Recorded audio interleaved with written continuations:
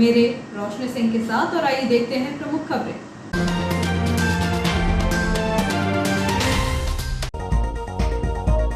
सिंघम की भूमिका में आई पुलिस, मादक पदार्थों के अड्डों पर की छापामार कार्रवाई। ओझा बस्ती ईरानी डेरा में पुलिस ने दी दबिश, बाजार में घूमने वाले संदिग्ध को लिया हिरासत में। चल रहा है मलाई का खेल, अधिकारियों की मिलीभगत से रेल यात्रियों की जान से खिलवाड़ कर रहे जंक्शन के खान पान ठेकेदार। जंक्शन पर डीआरएम का निरीक्षण, फिर भी प्लेटफॉर्म पर बिकता रहा दूषित जनता खाना। वार्ड क्रमांक 27 में आयुष्मान कार्ड बनवाने लगवाया गया शिविर, लगभग 70 हितग्राहियों ने लिया लाभ। हत्या के दूसरे आरोपी के घर भी चल सकता है जेसीबी का पंजा। बारिश से मिली गर्मी और उमस से राहत, सूख रही धान की फसल को मिला जीवन दान। पिछले साल के मुकाबले अब तक हो चुकी लगभग 600 mm अधिक बारिश। मौसम विभाग ने जारी किया भारी बारिश का अलर्ट। कीटनाशक दवाओं का किसानों पर अब जीरो रहेगा प्रभाव। कीटनाशक दवा छिड़काव के बाद किसानों की नहीं होगी मौत। सुपरली के किसान ने बनाया अनोखा पंप। जंगल में गश्त करते समय रीछ ने चौकीदार का पैर पकड़ा, साथ ही 2 वन कर्मियों ने डंडा मारकर बचाया। और अब खबरें विस्तार से। एक सप्ताह बाद फिर बारिश का सिलसिला शुरू हो चुका है। दोपहर 2 बजे से शुरू हुई बारिश से लोगों को गर्मी एवं उमस से राहत मिल गई है। वहीं सूख रही धान की फसल को भी जीवन दान मिल गया है। एक सप्ताह से थमी बारिश के चलते सूख रही धान को लेकर चिंतित नजर आ रहे थे। वहीं पिछले वर्ष के मुकाबले इस बार अब तक लगभग 600 mm बारिश अधिक हो चुकी है। पिछले एक सप्ताह के अधिक समय से बारिश थम जाने के कारण बीते कुछ दिनों से गर्मी और भारी उमस से नागरिक हलाकान हो रहे हैं। मौसम में आए बदलाव के चलते मौसमी बीमारियां भी फैल रही थी। रविवार को अचानक मौसम में आए बदलाव के चलते दोपहर 2 बजे से झमाझम बारिश का दौर शुरू हो गया। बारिश के चलते यहां शहर की सड़कें जलमग्न हो गईं, तो वहीं गर्मी और उमस से लोगों ने राहत की सांस ली है। मौसम विभाग की माने तो इस वर्ष अब तक 1580 mm बारिश हो चुकी है, जबकि पिछले साल बारिश का आंकड़ा 1000 का भी पार नहीं हुआ था। देखा जाए तो पिछले साल के मुकाबले इस बार लगभग 600 mm बारिश अधिक हो चुकी है। विगत 10 दिनों से बारिश नहीं होने के कारण धान की फसल सूखने लगी थी। हालांकि जिन किसानों के पास ट्यूबवेल की सुविधा थी उन्हें कोई चिंता नहीं थी, लेकिन जो प्राकृतिक बारिश के भरोसे थे उनकी धान की फसल सूख रही थी। उल्लेखनीय है कि जिले में सबसे अधिक रकबा धान का है, इसलिए धान सूखती तो किसानों को भारी नुकसान हो जाता। बारिश नहीं होने से किसान चिंतित थे, लेकिन अब चिंता दूर हो गई। धान की फसल के साथ अन्य फसलें भी लहलहा रही हैं। किसानों की माने तो धान के लिए यह बारिश अमृत से कम नहीं है। अचानक मौसम में आए बदलाव के चलते रविवार को ही झमाझम बारिश से जहां शहर की सड़कें जलमग्न हो गईं, तो वहीं ग्रामीण अंचलों में भी जलभराव के हालात बन गए। आसपास के ग्रामीण अंचलों के अलावा लोहारिया के सम्मिलित गांव सोमलवाड़ा कला में जलभराव के हालात बन गए। मूसलाधार बारिश से गांव के शासकीय स्कूल में पानी भर गया। वहीं गांव के अन्य घरों में भी पानी भर जाने से ग्रामीणों को परेशान होना पड़ा। स्कूल में पानी भर जाने से सोमवार को छात्र छात्राओं की पढ़ाई भी प्रभावित होने की संभावना है। विगत कुछ दिनों तक मानसून मध्य प्रदेश के कई जिलों से चला गया था, इसलिए नर्मदापुरम जिले में मामूली बारिश के भी आसार नहीं थे। परंतु एक बार फिर मौसम ने करवट बदली तो मानसून सक्रिय हो गया है। मौसम विभाग के अनुसार मध्य प्रदेश के विभिन्न जिलों के साथ नर्मदापुरम जिले में भी आगामी 24 घंटे में भारी बारिश हो सकती है। मध्य प्रदेश में बन रहे मानसून को देखते हुए नर्मदापुरम में रेड अलर्ट जारी किया गया है। रेल जंक्शन पर भ्रष्टाचार की सांठगांठ का इससे बड़ा नमूना क्या होगा जब जंक्शन पर डिवीजन के मुखिया निरीक्षण कर रहे हों और उसी दौरान जंक्शन के प्लेटफॉर्म के खानपान स्टॉलों से दूषित खाना बिक रहा हो। इस पूरे वाक्य से तो यही प्रतीत होता है कि लेन देन के बड़े खेल के चलते जंक्शन पर रेल यात्रियों की जान के साथ जमकर खिलवाड़ किया जा रहा है, जिसके चलते रेल यात्रियों की जान मुसीबत में पड़ सकती है। जब पूर्व निर्धारित कार्यक्रम अनुसार जंक्शन पर डिवीजन के मुखिया मौजूद हो और ऐसे में दूषित खान पान सामग्री जंक्शन पर बिक रही हो, तो रेल यात्रियों के लिए बाकी दिनों का मालिक तो भगवान ही है। वाकया 3 दिन पुराना जरूर है, लेकिन पूरा वाकया बेलगाम सिस्टम को हिलाकर रख देने वाला है। जब प्लेटफॉर्म पर सीनियर डीसीएम ने चीफ कमर्शियल इंस्पेक्टर को आदेश देते हुए जंक्शन पर बिक रहे दूषित जनता खाने के सैंपल उठाने और उसे टेस्ट कराने की बात कही, जिसके बाद सीसीआई ने chief health inspector Mukesh Rathore एवं संदीप यादव को जनता खाना सूंघने को कहा तो उन्हें उसमें से भारी बदबू आ रही थी, जिसके बाद केटरिंग इंस्पेक्टर श्री मीना ने सीनियर डीसीएम से अनुरोध करते हुए स्टॉल सील करने के लिए तत्काल कंट्रोल मैसेज करने की बात कही। हालांकि रेलवे के स्थानीय अधिकारी रिश्वत के बोझ तले इतने ज्यादा दबे हुए थे कि उन्होंने स्टॉल सील करना उचित नहीं समझा। मामले में सबसे खास बात यह है कि जंक्शन पर 3 चीफ हेल्थ इंस्पेक्टर की पदस्थापना है। उस दौरान CHI मुकेश राठौर एवं हेल्थ इंस्पेक्टर संदीप यादव स्वयं दूषित खाने की पुष्टि भी कर चुके थे। बावजूद उसके उस दूषित खाने के सैंपल को एकत्रित करने की जगह फेंक दिया गया। यदि फेंका गया उक्त दूषित सैंपल को लेबोरेटरी जांच के लिए भेजा जाता है तो दूध का दूध और पानी का पानी हो जाता, क्योंकि लेबोरेटरी द्वारा पूरी जांच विधिवत रूप से प्रदान की जाती, जिसके बाद सीनियर DCM या अन्य जिम्मेदार अधिकारी स्टॉल संचालक पर जुर्माने की कार्रवाई कर सकते थे। लेकिन आपसी साठगांठ के मामले में जमकर लीपापोती की गई और दूषित खाने का उठाया गया सैंपल नष्ट कर दिया गया। इस पूरे मामले में रेल विभाग की छवि तो खराब हुई ही, वहीं स्थानीय स्तर पर पूरे मामले में गड़बड़ झाला कर लीपापोती करने वाले भी कम दोषी नहीं हैं, क्योंकि ऐसे मामलों में वरिष्ठ अधिकारियों की छवि तो खराब होती ही है, लेन-देन के छींटे की आंच उन तक भी पहुंचती है। पूरे मामले में स्टेशन प्रबंधक, DCI, RPF एवं GRP सहित अन्य जवाबदार विभागों के अधिकारियों को सख्त मॉनिटरिंग करनी चाहिए, ताकि यात्रियों को जंक्शन पर गर्मा गर्म स्वादिष्ट भोजन मिल सके। मामले में चीफ हेल्थ इंस्पेक्टर को भी कम दोषी नहीं माना जा रहा है। उन्हें सप्ताह में कम से कम 2 दिन रेलवे स्टेशन के विभिन्न प्लेटफॉर्म पर मौजूद खानपान स्टॉलों पर पहुंचकर औचक निरीक्षण कर सैंपल एकत्रित कर पारदर्शिता बनाए रखने के लिए लेबोरेटरी भेजा जाना चाहिए। इसके लिए मंडल के अधिकारियों को भी ईमानदारी से इन स्टॉल पर नज़र रखनी चाहिए, नहीं तो वह दिन दूर नहीं जब रेल विभाग द्वारा इटारसी जंक्शन को निजीकरण कर दिया जाएगा और कुछ बेईमान अधिकारी झुनझुना बजाते रह जाएंगे और बड़ी संख्या में ईमानदार अधिकारियों को सरकार की नीतियों के विरोध में धरना प्रदर्शन भी देना पड़ेगा। हत्या के बाद अब पुलिस अलर्ट हो चुकी है। रविवार को नगर निरीक्षक के नेतृत्व में पुलिस अमला शहर की सड़कों पर उतरा। पुलिस ने ईरानी डेरा सहित अन्य ऐसे संदिग्ध जगहों का दौरा किया जहां मादक पदार्थ बेचे जाने की सूचना मिल रही थी। इसके अलावा शहर की सड़कों के किनारे खड़ी कार और 2 पहिया वाहनों पर चालानी कार्रवाई की है। गोठी धर्मशाला में संदिग्धों की भी जांच की गई। शहर में बढ़ रहे अपराधों पर अंकुश लगाने के लिए प्रशासन और पुलिस अब एक्शन मोड में आ चुकी है। मृत्युंजय टॉकीज के समीप पब्लिक प्लेस में हुई हत्या की वारदात के बाद से शहर में दहशत का माहौल बन गया है। आम जनता में मन से अपराधियों का खौफ निकालने रविवार को पुलिस की 2 गाड़ियों से पूरे शहर की गश्ती की गई। नगर निरीक्षक राम स्नेह चौहान के नेतृत्व में पुलिस टीम सबसे पहले ओझा बस्ती पहुंची, जहां उन्हें सख्त हिदायत दी गई कि कोई भी शख्स आपराधिक गतिविधियों में सामने आता है तो सख्त कार्रवाई की जाएगी। इसके बाद ईरानी डेरा पहुंचे, जहां मादक पदार्थों से जुड़े लोगों को मादक पदार्थों को बेचते हुए कोई पकड़ा गया तो उनके खिलाफ भी सख्त कार्रवाई होगी। इसके बाद सब्जी बाजार क्षेत्र से होते हुए पुलिस टीम जयस्तंभ चौक पर पहुंची, जहां सड़कों पर अतिक्रमण कर फलों की दुकान लगाने वालों पर भी सख्ती कर उन्हें भगाया गया। नो पार्किंग पर खड़े वाहनों को यातायात पुलिस द्वारा लॉक किया गया। गोठी धर्मशाला के भीतर जब टीम पहुंची तो यहां कुछ संदिग्ध हालात में नजर आने पर उनकी तलाशी ली गई। कुछ संदिग्धों को हिरासत में भी लिया गया। इस संबंध में जब नगर निरीक्षक राम स्नेह चौहान से बातचीत की गई तो उन्होंने कहा कि शहर में किसी भी अपराधी को बख्शा नहीं जाएगा। बाहर से आने वाले संदिग्धों पर नजर रहेगी। रात 11 बजे के बाद बाजार में कोई भी दुकान खुली नहीं रहेगी। रात 11 बजे के बाद शहर में बेवजह घूमने वालों के खिलाफ कार्रवाई की जाएगी। अवैध गतिविधियों पर अंकुश लगाने के लिए हर संभव प्रयास किया जाएगा। आज न्यास कॉलोनी में जो ओझा बस्ती है, स्पेशली मुझे पता लगा कि जो ओझा रात में पन्नी बीनने या कबाड़ा बीनने जाते हैं, अंधेरे का फ़ायदा उठाकर कहीं नगर पालिका के जो दुकानें हैं या फिर ट्री गार्ड वगैरह है और जो लोहे के सामान है उनको उठा कर लेके कबाड़े में बेचते हैं, छोटी छोटी चोरी को भी अंजाम दे देते हैं। आज मैंने वहाँ सब घरों की तलाश लेकर उनको ताकीद किया है कि रात में कोई व्यक्ति ओझा पट्टी से नहीं निकलेगा। अगर अनावश्यक रूप से घूमते फिरते पाया गया तो उनके खिलाफ सख्त कार्रवाई की जाएगी। यहाँ एक 20 शहर में ईरानी डेरा है, ईरानी डेरे पर रेड की गई है और तलाशी ली गई है। कोई गांजा या मादक पदार्थ अभी नहीं मिला है। हम निगाह इन पर रखेंगे और इनकी गतिविधियों पर बिल्कुल निगाह रख के शहर में इनको अपराध बिल्कुल नहीं करने देंगे। अगर कोई अपराध करते ईरानी पकड़ा जाएगा तो उसके खिलाफ सख्त कार्रवाई होगी और ये डेरा के संबंध में फिर प्रशासन को लिख के कार्रवाई कराई जाएगी।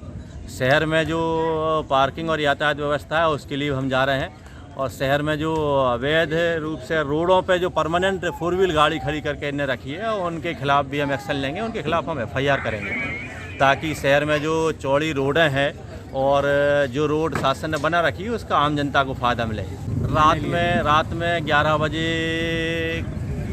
के लगभग शहर में हमने डिसाइड किया है कि गुमास्ता एक्ट के अंतर्गत बाज़ार बंद को रखा जाए। सभी व्यापारियों से मैं बात भी करूंगा। 11 बजे अगर बाज़ार बंद रहेगा तो रात में जो लोग अवांछनीय लोग रातों में घूम के आवारा तत्व शराब पी के या जो उपद्रव करते हैं उन पे हमारी निगाह रखेगी और हम उनको चिन्हित करेंगे और चिन्हित करके उनको सुधारेंगे और जिससे शहर सुधरेगा और उन्हें उनके स्थानों तक पहुँचाया जाएगा। पार्षद सीमा भदौरिया द्वारा आयुष्मान कार्ड बनाने के लिए वार्ड में कैंप आयोजित किया गया। इस अवसर पर वार्ड के जरूरतमंद लोगों को निःशुल्क आयुष्मान कार्ड बनाए गए।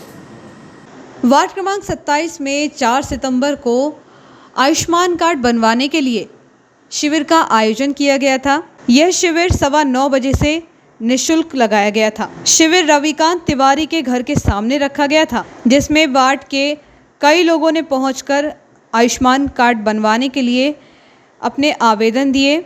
आयोजित शिविर में हितग्राही आयुष्मान कार्ड बनवाने के लिए ज़रूरी दस्तावेजों में समग्र आईडी, आधार कार्ड एवं मोबाइल नंबर साथ लेकर पहुंचे। वार्ड क्रमांक 27 की पार्षद श्रीमती सीमा भदौरिया ने बताया कि आने वाले समय में इस तरह के और भी शिविर आयोजित किए जाएंगे। साथ ही उन्होंने यह भी बताया कि आज के इस शिविर में लगभग 70 हितग्राहियों ने शिविर का लाभ लिया। केंद्र सरकार द्वारा जो आयुष्मान कार्ड की योजना निकली है, उसके लिए अपन ने वार्ड नंबर 27 में कैंप लगाया है। ये शिविर अपन ने सभी लोगों के लिए निःशुल्क लगाया है। जो हितग्राही आ रहे हैं, जो गरीबी में आते हैं, उनका भी बनवा रहे हैं और जो वार्ड के लोग आ रहे हैं उनका भी बनवा रहे हैं। जो लोग अभी रह जा रहे हैं, जिनका अभी नहीं निकल रहा है नाम, तो अपन चाह रहे हैं कि सब लोगों का आधार कार्ड और समग्र आईडी अपडेट करवाने के बाद फिर से शिविर लगाकर लोगों का फिर से निःशुल्क काम किया जाए। सतपुड़ा टाइगर रिजर्व के चूर्ण जंगल में वन कर्मियों के साथ गश्त करते समय मादा रीछ ने चौकीदार का पैर पकड़ लिया। चौकीदार के चिल्लाने की आवाज के साथ वन कर्मियों ने रीछ को डंडा मारकर भगाया। इस हादसे में चौकीदार के पैर में रीछ ने दांत से काट दिया, जिससे वह घायल हो गया। घायल चौकीदार का इलाज जिला अस्पताल में चल रहा है। घटना शुक्रवार दोपहर की बताई जा रही है। वन विभाग से मिली जानकारी के मुताबिक Satpura tiger reserve Churna range तवा बैक वाटर से लगे जंगल में वन रक्षक राशिद खान, चौकीदार डमरू धुर्वे और मूलचंद मरकाम तीनों शुक्रवार दोपहर 1 बजे रूटीन गश्त कर रहे थे। मूलचंद मरकाम गश्त करते वक्त सबसे आगे चल रहा था। इसी दौरान झाड़ियों में छिपी मादा रीछ ने अचानक चौकीदार मूलचंद मरकाम पर हमला करते हुए उसका पैर मुंह से पकड़ लिया। रीछ के हमले से चौकीदार मूलचंद ने कुछ सेकंड तक उसके साथ संघर्ष किया। इधर साथ ही चौकीदार एवं वन रक्षक राशिद खान ने रीछ के साथ संघर्ष कर रहे चौकीदार को बचाने के लिए दोनों ने मिलकर रीछ को डंडा मारकर वहां से भगाया। रीछ ने चौकीदार के पैर में दांत से काट कर घायल कर दिया। इससे चौकीदार के पैर से तेजी से खून बहने लगा था। साथ ही उन्हें पहले पैर में गमछा बांधा। इसके बाद घायल चौकीदार को तुरंत इलाज के लिए सामुदायिक स्वास्थ्य केंद्र लेकर पहुंचे। डॉक्टर ने चौकीदार का प्राथमिक इलाज करने के बाद जिला अस्पताल रेफर कर दिया, जहां घायल चौकीदार का इलाज चल रहा है। Satpura tiger reserve Churna range के मल्लूपुरा बीट क्रमांक 190 में मूलचंद मरकाम अस्थायी चौकीदार के रूप में पदस्थ हैं। यह जानकारी रेंजर चूरना विनोद वर्मा द्वारा दी गई। रूटीन गश्त के दौरान झाड़ियों में छिपी मादा रीछ ने हमला करते हुए घायल कर दिया, जिनका इलाज जिला अस्पताल में चल रहा है। चौकीदार का इलाज के दौरान का पूरा वेतन विभाग देगा।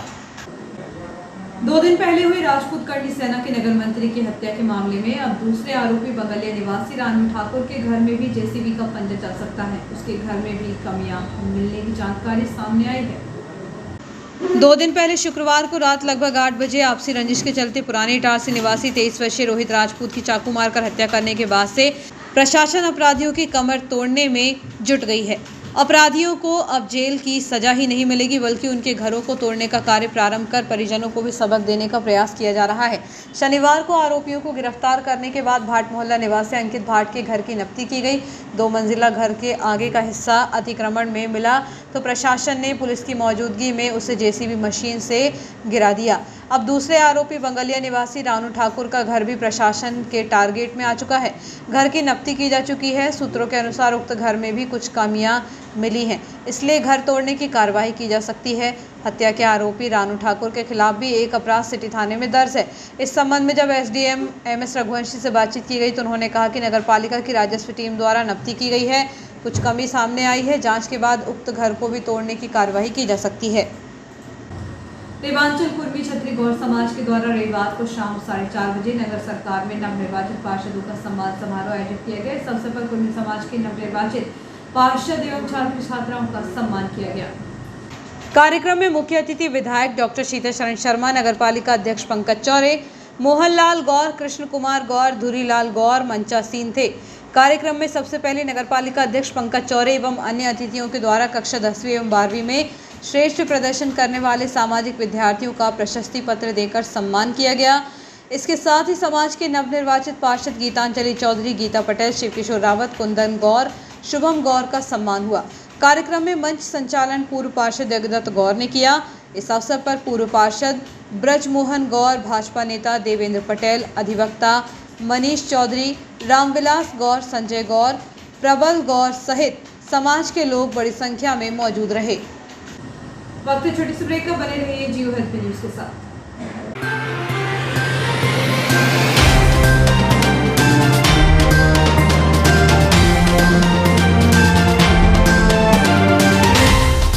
Dayal multi speciality hospital near BSNL office, Itarsi, एक सर्व सुविधा युक्त हॉस्पिटल जिसमें अत्याधुनिक ऑपरेशन थिएटर एवं लेबर थिएटर, वेंटिलेटर युक्त ICU की सुविधा, कम खर्च वाले जनरल वार्ड, स्पेशल एवं सभी प्राइवेट वार्ड की सुविधाएं, AC प्राइवेट वार्ड एवं टीबी वाले प्राइवेट वार्ड, वेंटिलेटर के साथ AC एम्बुलेंस की सुविधा, स्त्री रोग विभाग, 4D अल्ट्रासोनोग्राफी एवं कलर डॉपलर, इनफर्टिलिटी की विशेषज्ञ द्वारा जांच एवं उपचार, हिस्टेरोस्कोपी, बच्चेदानी की दूरबीन द्वारा जांच, सामान्य प्रसव एवं सिजेरियन ऑपरेशन, महिलाओं में कैंसर स्क्रीनिंग की व्यवस्था, CTG फेटल मॉनिटरिंग की सुविधा, अस्थि रोग विभाग, 24 घंटे ट्रॉमा केयर यूनिट, सभी प्रकार के फ्रैक्चर का उपचार, C-आर्म की सुविधा एवं C-आर्म के द्वारा सभी प्रकार के ऑपरेशन,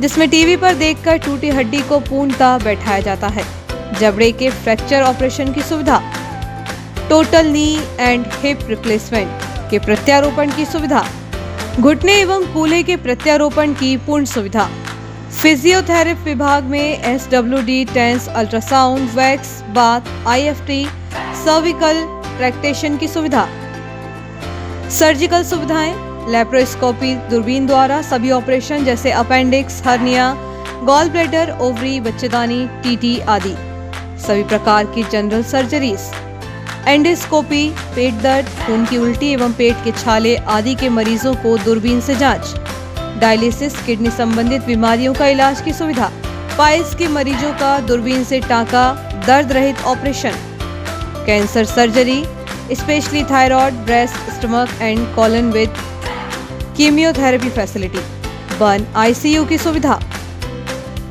यूरोलॉजी विभाग, गुर्दे, यूरेटर, पेशाब की थैली की पथरी का दूरबीन द्वारा टांका रहित ऑपरेशन, प्रोस्टेट का टांका रहित ऑपरेशन, अन्य सुविधाएं, ICU critical care, polytrauma, snake bite, all poison case, respiratory, CVA, cardiac service, diabetes, digital x ray की सुविधा, ऑपरेशन के दौरान सिंगल यूज ड्रेस, डिस्पोजेबल कपड़ों का इस्तेमाल, मरीजों को कपड़े, बेडशीट, तकिए, ग्लाव्स सभी डिस्पोजेबल सिंगल यूज, 24 घंटे इमरजेंसी की सुविधा, 24 घंटे दवाइयाँ और पैथोलॉजी की सुविधा। अस्पताल की कार्यप्रणाली मेडिकल सॉफ्टवेयर पर आधारित है। Dayal multi speciality hospital near BSNL office, Itarsi. Phone number 07572241888, 8109354365, 8962235247, 24/7 ambulance service. Ambulance number is 9111365365. For ICU, you can call 9098697677. आपका विश्वसनीय चंचल ज्वेलर्स अब नए शोरूम में गोल्ड प्लेटेड आभूषणों एवं नए डायमंड ज्वेलरी के साथ 1 ग्राम और 2 ग्राम वाली सोने की 4 चूड़ियां एवं कंगन, 1 ग्राम और 2 ग्राम वाला सोने का मंगलसूत्र, हार, करदोहना, चैन, झुमके, बाजूबंद और सभी प्रकार के गहने, डायमंड सेट एवं एंटिक ज्वेलरी और फैंसी ज्वेलरी का अनुपम संग्रह।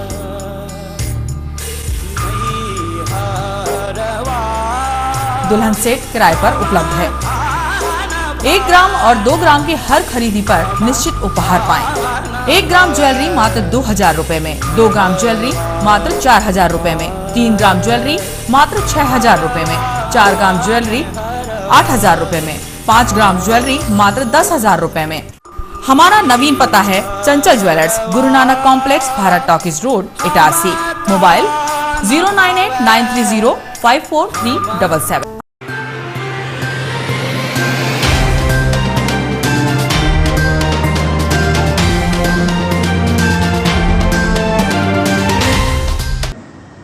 समाचारों में एक बार फिर आपका स्वागत है।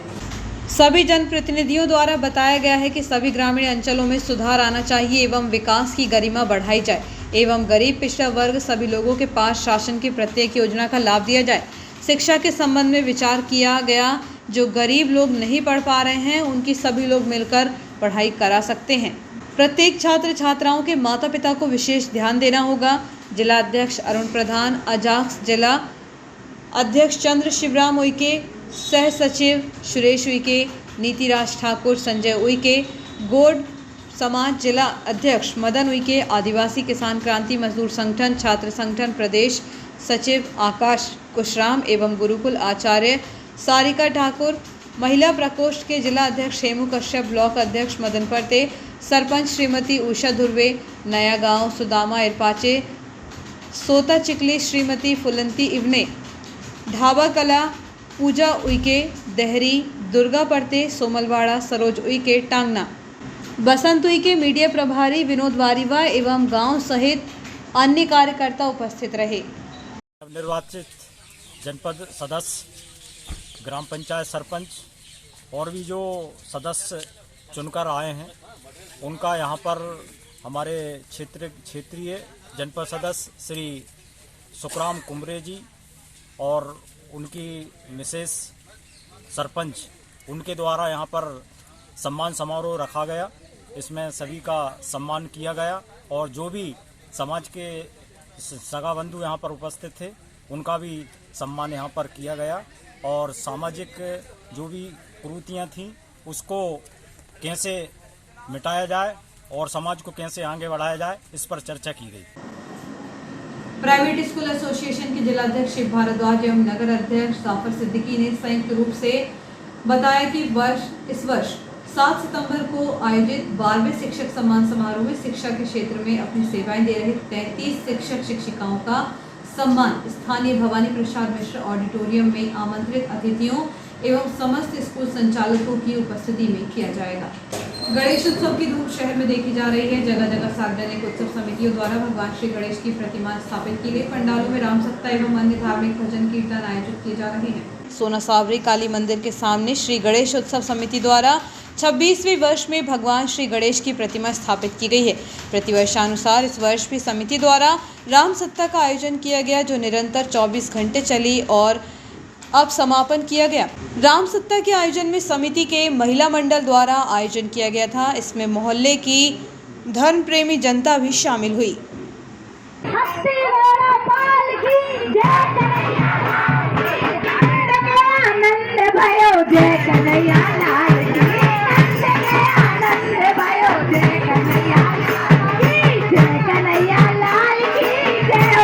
चातुर्मास के तहत शहर में अनेक धार्मिक कार्यक्रम किए जा रहे हैं। इसी के तहत महर्षि कॉलोनी स्थित मां बीजासन देवी दरबार में 3 सितंबर को राम सप्ताह का आयोजन किया गया था, जिसका समापन 4 सितंबर को किया गया।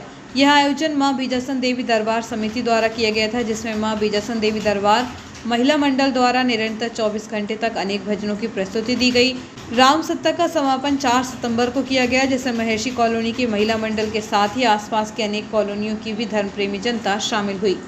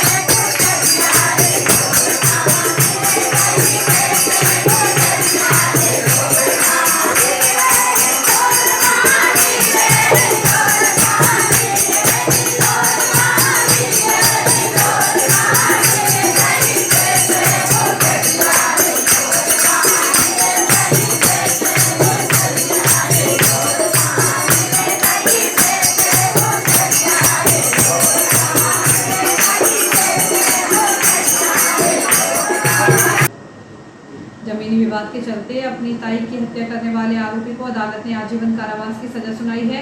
यह वारदात 2 साल पहले नाला मोहल्ला क्षेत्र में हुई थी। प्रथम अपर सत्र न्यायाधीश हर्ष भदौरिया की अदालत ने इटारसी निवासी मनोज उर्फ बल्लू पिता रमेश सिंह राजपूत उम्र 34 वर्ष निवासी नाला मोहल्ला इटारसी को मकान के विवाद पर से अपनी ताई स्वर्गीय कांताबाई को चाकू से मारकर उनकी हत्या करने का दोषी पाते हुए भारतीय दंड विधान की धारा 302 में आजीवन कारावास की सजा एवं 1000 के अर्थदंड से दंडित किया है। अर्थदंड अदा नहीं करने पर आरोपी को 1 वर्ष का सश्रम कारावास और भुगतना होगा। आरोपी को न्यायालय ने धारा 25 आयुध अधिनियम के तहत अवैध रूप से चाकू रखने का दोषी पाते हुए 2 वर्ष के कारावास की सजा एवं 500 के अर्थदंड से भी दंडित किया है।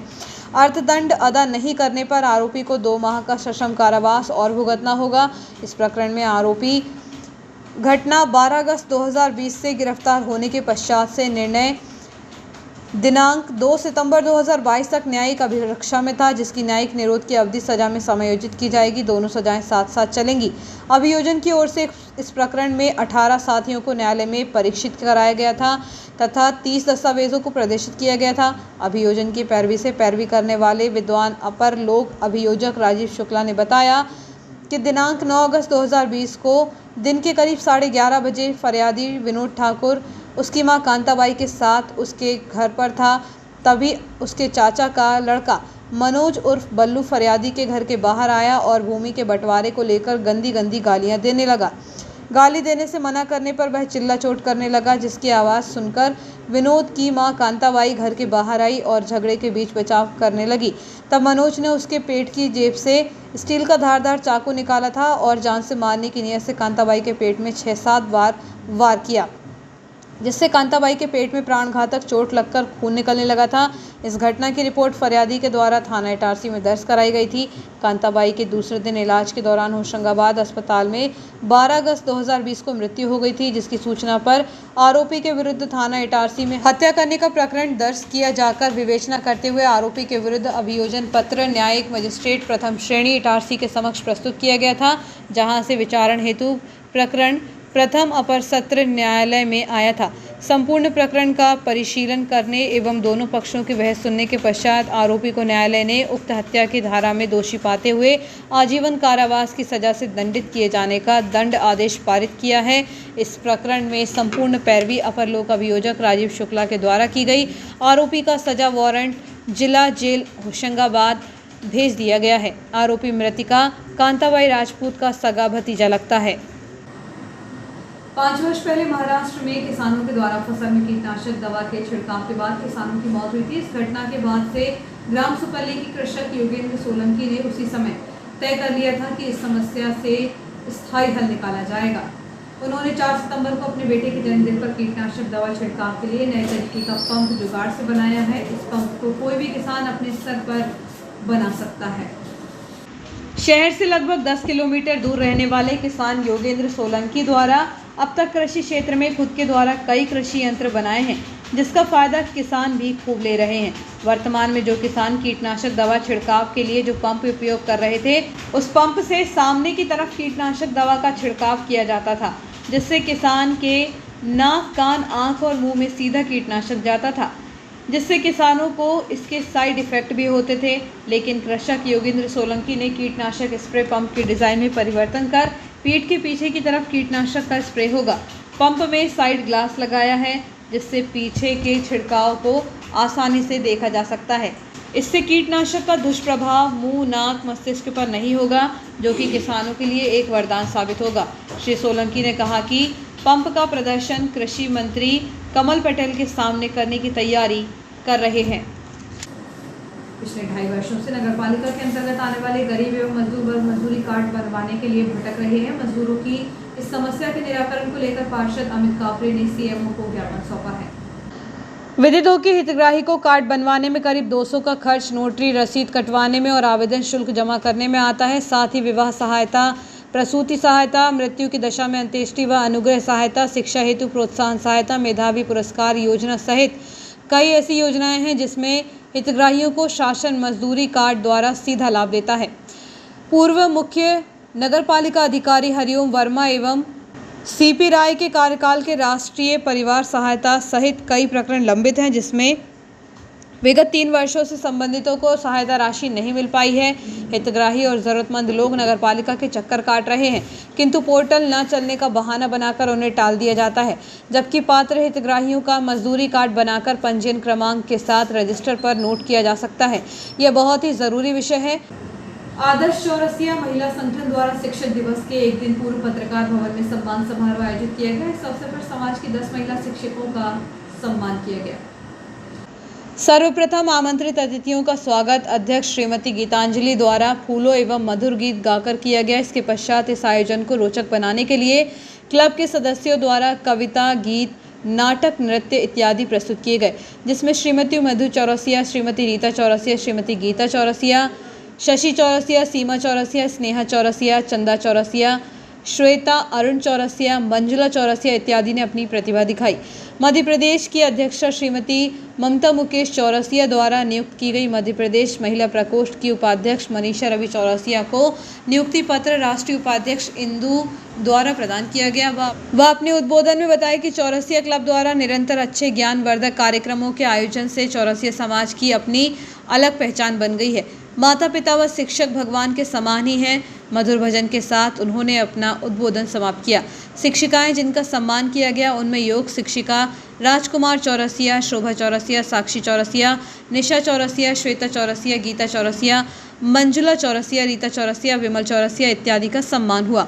गेम के तौर पर छोटे छोटे प्रश्न किए गए, साथ ही सम्मानित शिक्षिकाओं द्वारा कैटवॉक करवाई गई, जिसमें उन्हें आनंद की अनुभूति हुई। सभा समाप्त करने से पूर्व क्लब की प्रतिभागी महिलाओं को उपहार भेंट करके सम्मानित किया गया।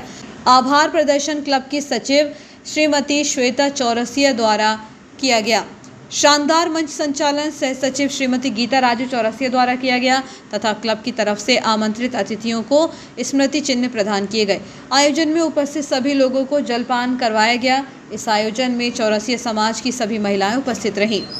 महासभा की महिला प्रकोष्ठ की इकाई आदर्श चौरसिया लेडीज क्लब इटारसी की अध्यक्षा मैं गीतांजलि चौरसिया यहाँ इस सभा में उपस्थित हमारी राष्ट्रीय उपाध्यक्ष डॉक्टर श्रीमती इंदु प्रदीप चौरसिया जी, हमारी कोषाध्यक्ष श्रीमती मंजुला चौरसिया जी, हमारी सचिव श्वेता अरुण चौरसिया जी एवं हमारी प्रथम उपाध्यक्ष श्रीमती आशा भारद्वाज जी एवं सभी समस्त महिला क्लब की सदस्यों का, पदाधिकारियों का और इस सभा में उनका बहुत लगाव होने के कारण उन्होंने बचपन से ही 10वीं क्लास से ही जो उन्होंने स्कॉलरशिप प्राप्त की और उसको लेकर आगे का शिक्षण कार्य किया, जिससे उनको जो है मद्रास मिशन कॉलेज में स्नातक में डिग्री के लिए भेजा गया।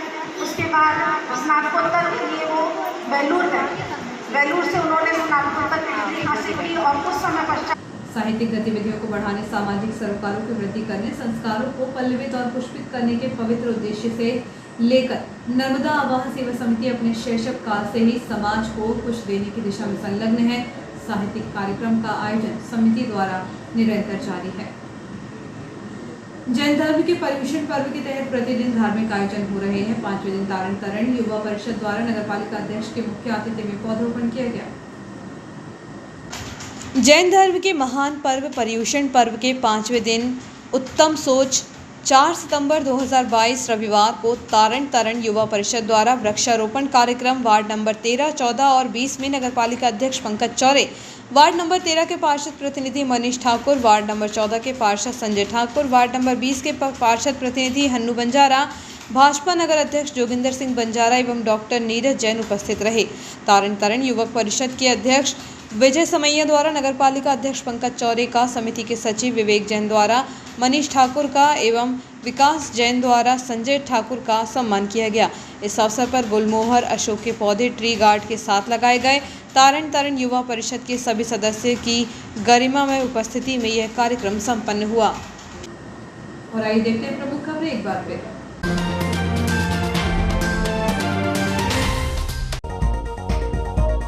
सिंघम की भूमिका में आई पुलिस, मादक पदार्थों के अड्डों पर की छापामार कार्रवाई। ओझा बस्ती ईरानी डेरा में पुलिस ने दी दबिश, बाजार में घूमने वाले संदिग्ध को लिया हिरासत में। चल रहा है मलाई का खेल, अधिकारियों की मिलीभगत से रेल यात्रियों की जान से खिलवाड़ कर रहे जंक्शन के खान पान ठेकेदार। जंक्शन पर डीआरएम का निरीक्षण, फिर भी प्लेटफॉर्म पर बिकता रहा दूषित जनता खाना। वार्ड क्रमांक 27 में आयुष्मान कार्ड बनवाने लगवाया गया शिविर, लगभग 70 हितग्राहियों ने लिया लाभ। हत्या के दूसरे आरोपी के घर भी चल सकता है जेसीबी का पंजा। बारिश से मिली गर्मी और उमस से राहत, सूख रही धान की फसल को मिला जीवन दान। पिछले साल के मुकाबले अब तक हो चुकी लगभग 600 mm अधिक बारिश। मौसम विभाग ने जारी किया भारी बारिश का अलर्ट। कीटनाशक दवाओं का किसानों पर अब जीरो रहेगा प्रभाव। कीटनाशक दवा छिड़काव के बाद किसानों की नहीं होगी मौत। सुपरली के किसान ने बनाया अनोखा पंप। जंगल में गश्त करते समय रीछ ने चौकीदार का पैर पकड़ा, साथ ही 2 वन कर्मियों ने डंडा मारकर बचाया। इस बुलेटिन में इतना ही, आगे दीजिए, नमस्कार।